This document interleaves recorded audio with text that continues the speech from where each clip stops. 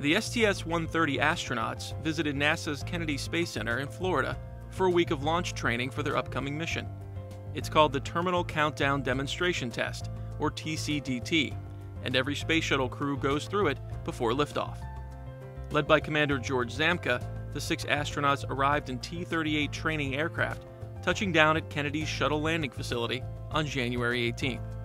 It's a beautiful evening, and this is a very special trip for us. It marks the transition for us from flight preparation and training to the operational stage of our flight. We're looking forward to flying this flight here in just a few weeks. All the crew members practiced driving the tank-like M113 armored personnel carrier. They also learned how to evacuate from the space shuttle and ride to safety in suspended slide wire baskets. Zamka and pilot Terry Virts spent time flying the shuttle training aircraft, modified to mimic the handling qualities of a landing orbiter. And the astronauts were able to go into Space Shuttle Endeavour's payload bay to see the Tranquility connecting node and the 7-window cupola, ready to fly to the International Space Station.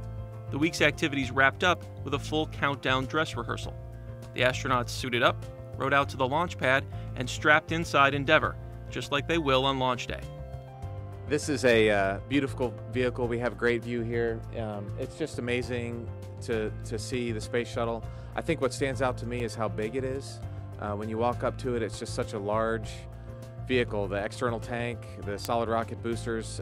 It's amazing to think of that vehicle weighing almost 4 million pounds. It's just impressive.